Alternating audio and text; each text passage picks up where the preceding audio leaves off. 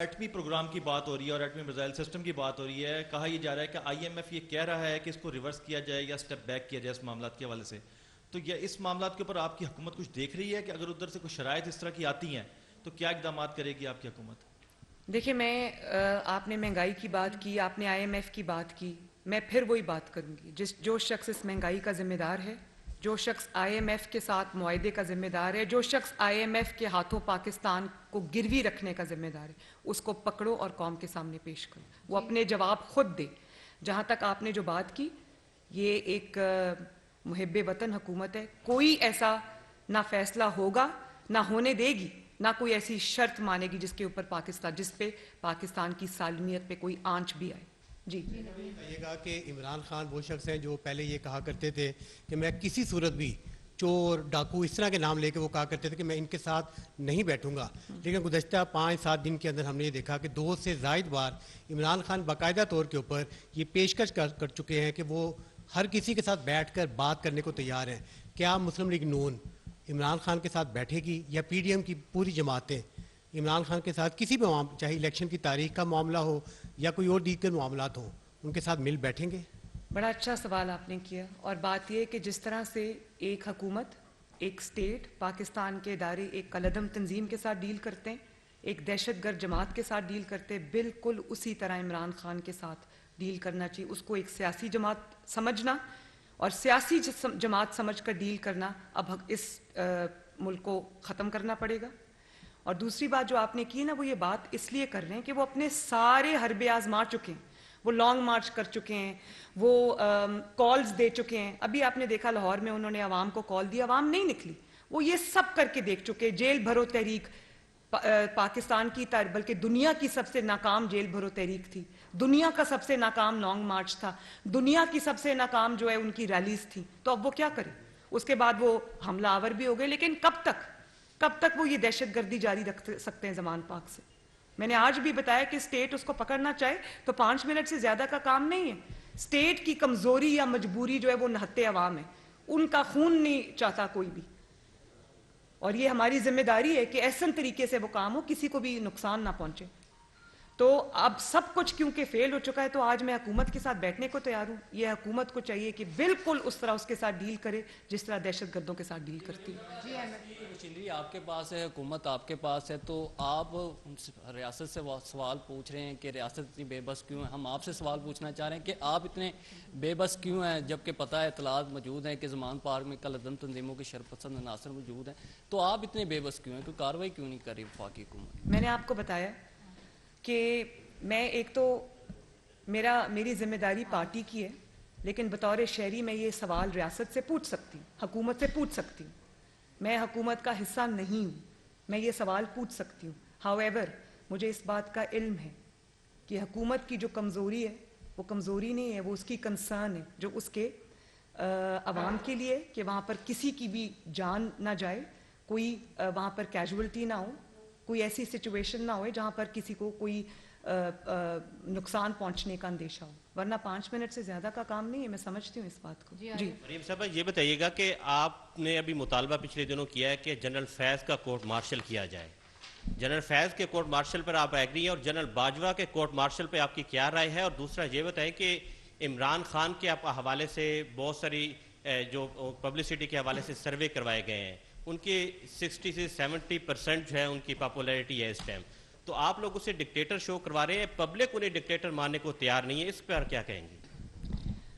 2 سوال آپ نے پوچھے. جہاں تک جنرل باجوہ اور جنرل فیض کا سوال ہے, میں اس کا جواب بہت تفصیل سے یہ دے چکی ہوں کہ انہوں نے جو بھی کیا ہے وہ پوری قوم کے سامنے, اب وہ خود بھی اس کا اعتراف کر چکے ہیں, اور ایک دوسرے پہ الزام لگا رہے ہیں. تو میں یہ اپنے انٹرویو میں کہہ چکی ہوں کہ جو ادارہ ہے وہ اس کی بدنامی کا باعث بنے ہیں, تو ادارے کو چاہیے کہ وہ خود ایسے عناصر اور ایسے لوگ جو ادارے کی اوپر بدنامی کا باعث بنتے ہیں, ان کے لیے سٹگما ہوتے ہیں, ان کو سارٹ آؤٹ کرنے کی ذمہ داری بھی ادارے کی ہے, اور یہ ان کو کرنا چاہیے. اس سے ان کی جو وقار ہے اور ان کی جو عزت ہے اس میں اضافہ ہوگا. دوسری بات جو آپ نے کی, میں خیالی سروس پہ تو نہیں جاتی, لیکن اگر سروس کی اتنی ہی پاپولیرٹی ہے تو آپ مجھے بتائیں کہ آج دہشت گردی پہ کیوں اترنے کی ضرورت پڑے گی؟ کہاں گئے وہ لوگ جو جیل بھرو تحریک میں بھی نہیں آئے, لانگ مارچ میں بھی نہیں آئے, لاہور کی ریلی میں بھی نہیں آئے, کسی کال پر بھی نہیں آئے, اور ان کو یہ تھریٹن کیا جا رہا ہے کہ لوگ لے کر آؤ ورنہ آپ کو ٹکٹ نہیں ملے گا. تو یہ پاپولر جماعتیں ہوتی ہیں؟ کہاں ہے پاپولیرٹی؟ وہ تھریٹس کیوں پیش کیے جا رہے ہیں کہ لوگ لاؤ گے تو ہم آپ کو ٹکٹ دیں گے؟ مطلب دیر بائی میننگ کہ لوگ نہیں آ رہے, خالی خولی جو اپنی ہی سیٹوں کو جیت جانا, اس میں سے بھی پی ایم ایل این کچھ سیٹیں جیت گئی ہے. تو یہ تو انشاءاللہ تعالی بہت جلد الیکشن ہوں گے تو پتہ چلے گا کہ پاپولر کون ہے, اصل پاپولر کون ہے, لوگ سب سمجھتے ہیں. جی سرویز ہم بھی کرا رہے ہیں, اور بلا وجہ ہم میدان میں اپنی الیکشن کی تیاری کے لیے نہیں اترے ہوئے, ہم سائنٹیفکلی اپنے الیکشن کی تیاری کر رہے ہیں. سروے ہم بھی کرا رہے ہیں, اور اللہ تعالیٰ کے فضل و کرم سے سرویز کے بعد ہمیں پتہ چلا ہے کہ ایکچول پوزیشن کیا ہے, پی ایم ایل این جیتے گی انشاءاللہ.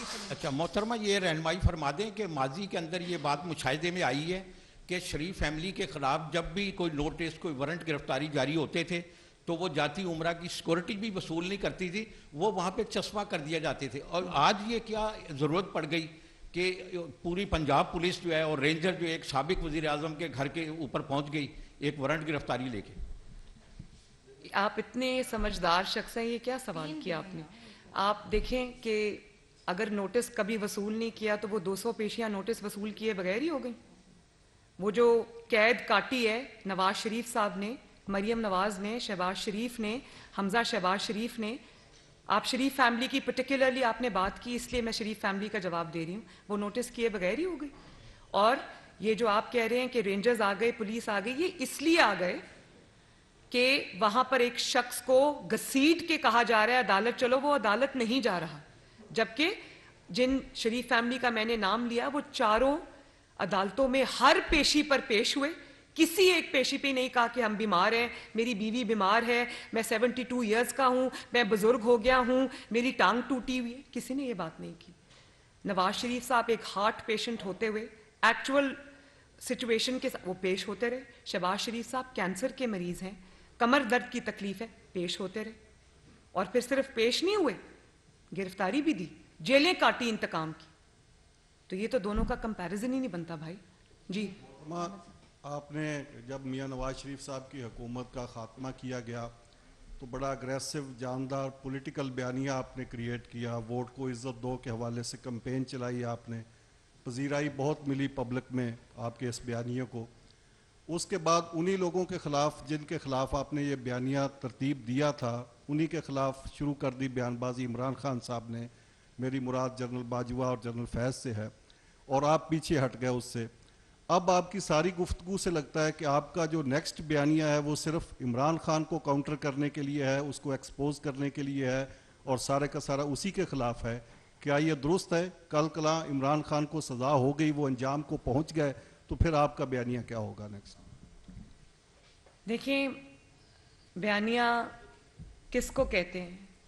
میں نے یہ بات بارہا کہی ہے, میں دوبارہ دہرا دیتی ہوں. بیانیہ اس کو نہیں کہتے کہ جب کوئی اقتدار میں ہو, جب کوئی اپنی پوری قوت میں ہو, طاقت میں ہو, تو آپ اس کے پاؤں کو پکڑیں, اور جب وہ چلا جائے اپنے ٹینیور پورا کر کے تو تب آپ اس کا گریبان پکڑیں.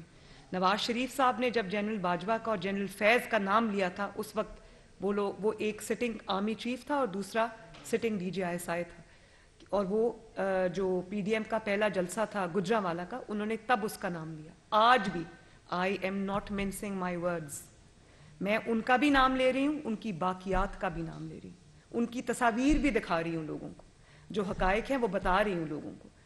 تو ہمارا بیانیہ کوئی سائفر کا بیانیہ نہیں ہے, یا یہ بیانیہ نہیں ہے کہ جب آپ کا چیف ہو اور آپ اقتدار میں ہو تو آپ کہیں کہ جنرل باجوہ جیسا کوئی چیف نہیں تھا, ایسا سپہ سالار تو پاکستان کی 75 سالہ تاریخ میں نہیں آیا, یہ تو ایسے ہیں, انہوں نے میرے لیے اتنی مدد کی, میرے لیے پیسے لے کر آئے باقی ملکوں سے. اور جب جنرل باجوہ چلے گئے اور آپ کا اقتدار چلا گیا تو آپ ان کو کہتے ہیں کہ ان کا کورٹ مارشل ہونا چاہیے.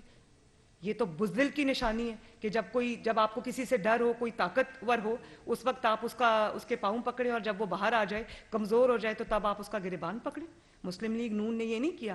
مسلم لیگ نون نے انجام سے بے پرواہ ہو کر سچ بات کی, اور اب آج بھی سچ بات کر رہی ہوں. مجھے ریفیوٹ کر سکتے ہیں تو کریں, اور کل بھی سچ بات کروں گی انشاءاللہ. جی اب میم یہ بتائیے گا کہ ہم نے جو مناظر گزشتہ دنوں میں زمان پارک میں دیکھے بالکل اسی طرح کے مناظر ملتان روڈ پر ٹی ایل پی کے دوران جب ایک ریلی کی کال تھی ان کی بھی دھرنے کی تو تب بھی اسی طرح کا جو صورتحال تھی وہ دیکھنے کو ملی، پیٹرول بمز اور تشدد پولیس اہلکاروں پر. اس وقت تو ریاست نے ٹی ایل پی کو بین کیا، ٹی ایل پی کے لوگوں کو پکڑا، لیکن یہاں پر آگے ہم دیکھتے ہیں کہ ابھی بھی وہ سافٹ کارنر موجود ہے